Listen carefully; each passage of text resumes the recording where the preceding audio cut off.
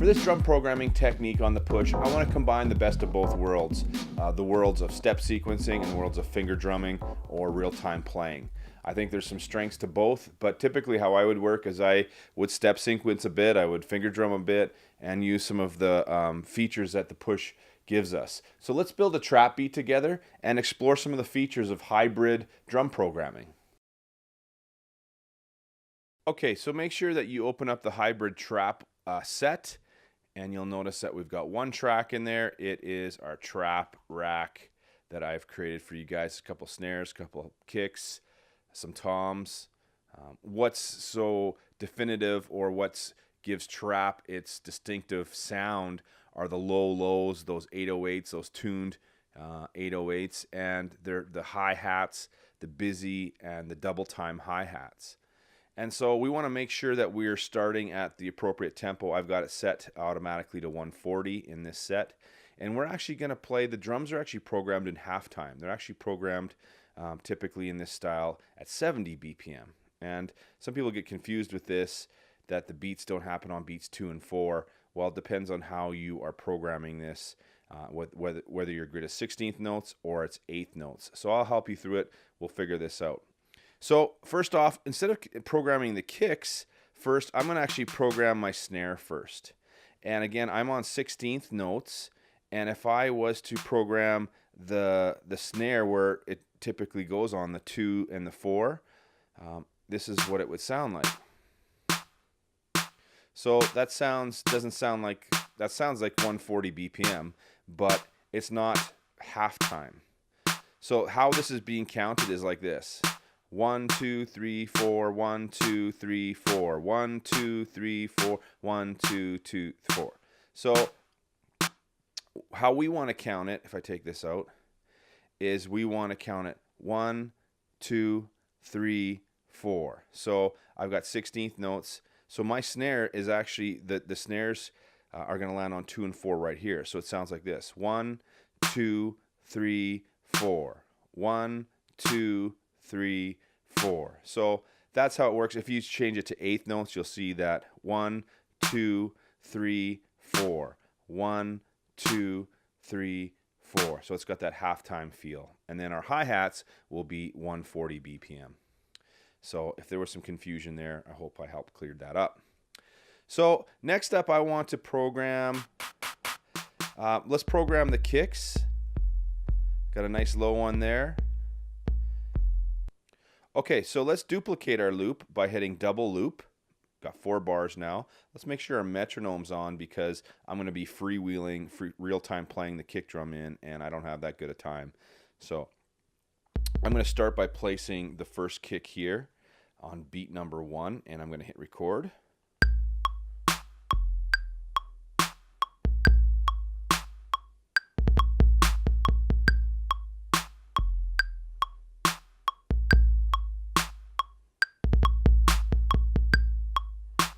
Okay, my timing was okay, so I could go in and fix that myself, fix that in Ableton by moving things around. I could quantize it. I wanted to show off input quantizing, so it will quantize as I enter the notes. So if I hit undo, it'll get rid of my kicks, and I'm going to hold down quantize, and let's turn quantize on. And I know that I'm not going to do anything faster than a 16th note, so I'm going to leave it on 16th. So let's try this now. Let's try it again. I got the 1 kick here on beat 1. That's just going to help me get going.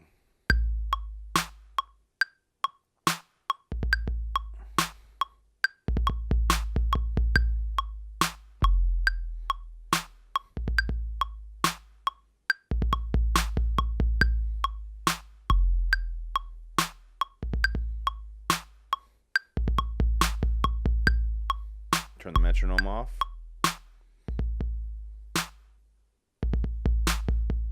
Okay, one thing I notice is I have variance in my velocities from my kick, so I don't want that. So to be able to help with that, I'm going to turn accent on. So now every time I hit this kick drum, it's at full 127 velocity. It's at full volume there. So let's undo my takes. So I think we got to keep undoing, and I still got that. That one's there. That's great. So I got one kick here on beat 1. Let's try it again from the top.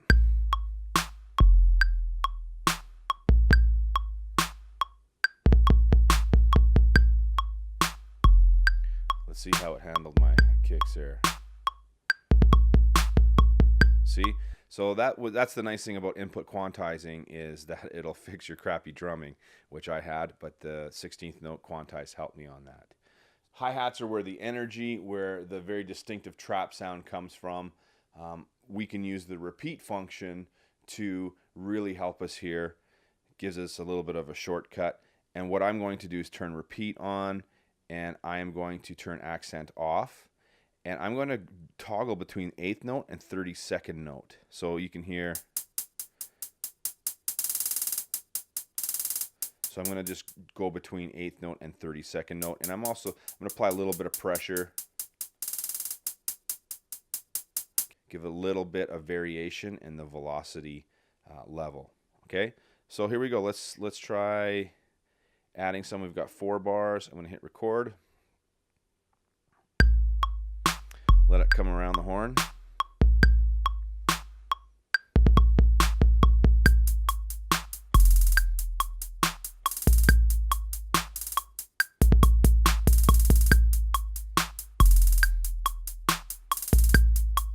Let's turn metronome off.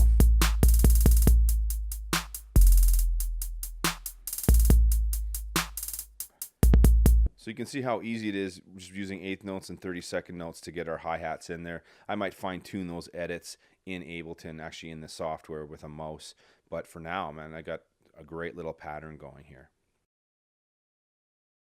Okay, remember that you can also record automation. You can automate some of the macro from the parameters up here while we're playing. So if I hit automate and I hit record, I've got kick drum selected. I'm going to automate some of the pitch or transpose the kick, and this is kind of fun. Let's see what we can come up with here.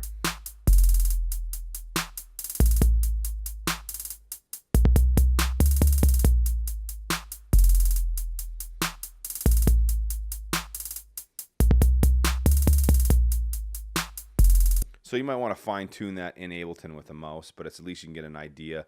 You can record any of these macros as long as you have automate and record on. All right, what we're going to do is continue with this. I'm going to add a couple more percussion elements, and then I want to build this beat up even more so. And then we've been talking about our subtractive drum programming technique. We're going to apply that here as well. So I'm going to hit record and just kind of add to this beat a little bit more.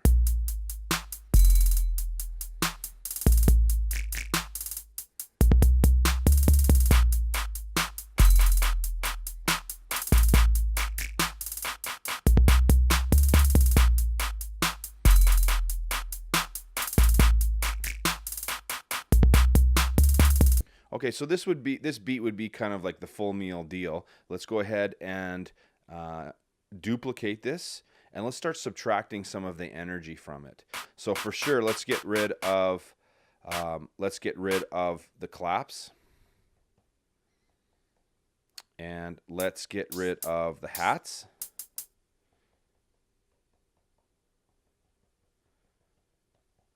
Let's listen to that.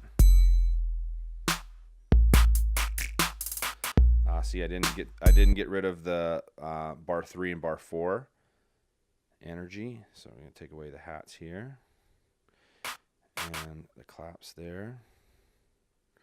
So let's see that now.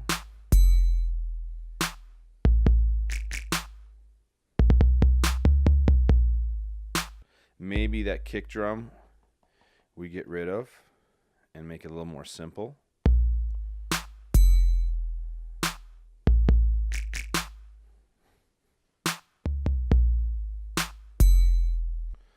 Let's undo that. Let's try that again. Let's turn accent back on so we get full 127 velocity on the kick drum here.